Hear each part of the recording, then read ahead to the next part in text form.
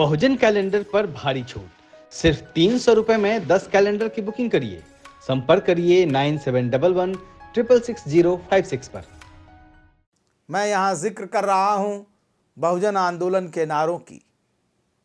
पहला नारा जो मान्यवर कांशीराम और उनकी टीम दे रही थी वो था, वोट हमारा राज तुम्हारा, नहीं चलेगा नहीं चलेगा। साथियों, पहली बार भारतीय राजनीति में बहुजन समाज को कोई सामाजिक दल चेतना युक्त कर रहा था कि वास्तविकता में एक वोट की कीमत कितनी होती है।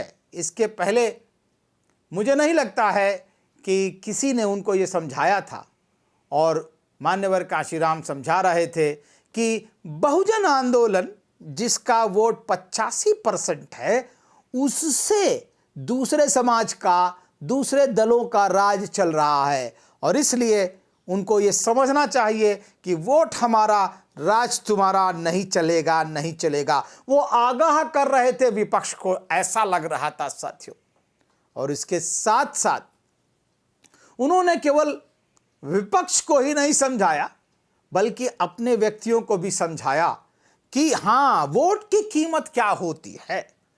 और उन्होंने नारा दिया, वोट से लेंगे पीएम सीएम, आरक्षण से लेंगे एसपीडीएम। एक बार फिर वह प्रजातांत्रिक मूल्यों की संकल्पना कर रहे थे कि हाँ, हम लोग वोट से प्राइम मिनिस्टर, पीएम और सीएम, ये मान्यवर कांशीराम बता रहे थे अपने बहुजन आंदोलन के शुरुआती और आरंभिक क्षण में।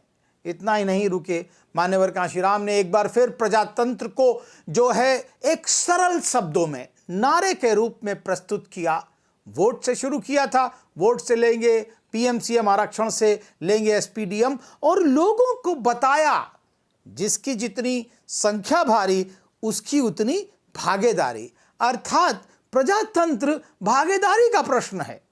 मुझे नहीं लगता कि किसी दल ने, किसी राजनैतिक समाजशास्त्री ने, किसी राजनीतिविद ने आम जनता को इतने सरल शब्दों में प्रजातंत्र का अर्थ समझा दिया कि जिसकी जितनी संख्या भारी उसकी उतनी भागीदारी। अर्थात उस समय की जो राजनीतिक सत्ता थी वो सत्ता पर एकाधिपत्य जमाए हुए थी। उस एकाधिपत्य को, उस मोनोपोली को मान्यवर कांशीराम इन नारों से तोड़ना चाहते थे। वो कह रहे थे कि जिस वोट हमारा राज तुम्हारा, नहीं चलेगा नहीं चलेगा। वोट से लेंगे पीएम सीएम, आरक्षण से लेंगे एसपीडीएम, और इसके बाद उन्होंने कहा जिसकी जितनी संख्या भारी उसकी उतनी भागीदारी। एक चौथा नारा, जिस समाज को वो संबोधित कर रहे थे, जिस समाज को वह संगठित करना चाहते थे, उस समाज को आगाह करने के लिए उन्होंने वो नारा लगाया। वो नारा था, ठाकुर ब्राह्मण बनिया छोड़, बाकी सब हैं DS4, अर्थात दलित शोषित समाज संघर्ष समिति के लोग। 6 दिसंबर 1981 को उन्होंने इसीलिए ये संगठन बनाया DS4। DS4 लिखा जाता था इस प्रकार जैसे कि H2SO4 लिखा जा रहा हो, यानी कि एक रसायन विज्ञान का कोई फॉर्मूला। और सचमुच मान्यवर कांशीराम रसायन शास्त्री थे, ही वॉज ए साइंटिस्ट, और इसलिए उनके नारों के अंदर वो जो वैज्ञानिकता थी वो दिखाई दे रही थी। DS4 अर्थात दलित शोषित समाज संघर्ष समिति। बहुत लोगों ने, जो बहुजनवादी हैं, वो बाकायदा इल्ज़ाम लगाते हैं कि शब्द दलित नहीं यूज़ करना चाहिए, लेकिन मान्यवर कांशीराम ने प्रयोग किया और बाद में जब उनको समझ में आया तो उन्होंने बहुजन समाज का भी प्रयोग किया। तो मुझे लगता है कि कुछ लोग समझेंगे और आने वाले समय में बहुजन समाज का भी प्रयोग करेंगे।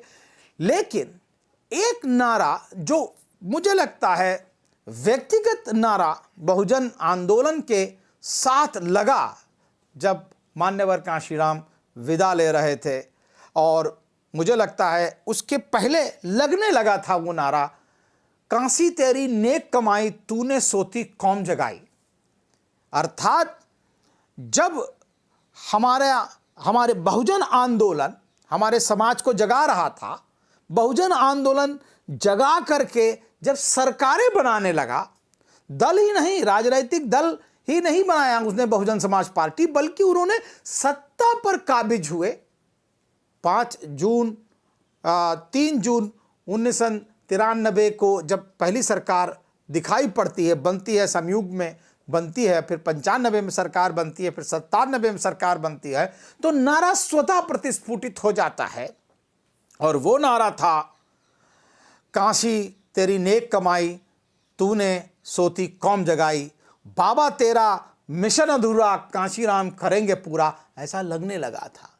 मुझे लगता है कि यह नारे अपने आप में एक पूरी की पूरी सांस्कृतिक, सामाजिक और राजनैतिक धरातल को परिभाषित करते हैं, प्रजातंत्र के अंदर विश्वास को जगाते हैं और दिखाते हैं कि वास्तविकता में बहुजन आंदोलन, मान्यवर कांशीराम और उसके अनुयायी प्रजातंत्र में कितना विश्वास करते हैं और प्रजातंत्र में विश्वास करने के आधार पर वह वोट में विश्वास करते हैं। One man one vote, one vote one value.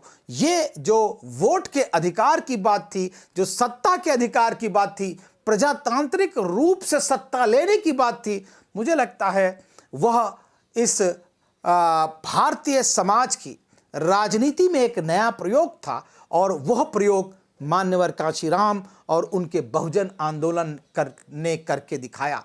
मैं यहाँ एक नारे का जिक्र जरूर करना चाहूँगा, और वो नारा अक्सर बहुजन समाज पार्टी, बहुजन आंदोलन और मान्यवर कांशीराम के साथ मढ़ दिया जाता है। उस गलतफहमी को आज दूर करना चाहता हूँ, और वह नारा था, तिलक तराजू कलम तलवार। उसके आगे आप लोग खुद समझदार हैं, मैं वो नहीं बोलना चाहूँगा। मैंने मान्यवर कांशीराम से, जब मैं अपनी पीएचडी कर रहा था, उसके दौरान मान्यवर कांशीराम का इंटरव्यू लिया था, और उस इंटरव्यू में बाकायदा पूछा कि मान्यवर आप ये नारे कैसे लग सकते हैं।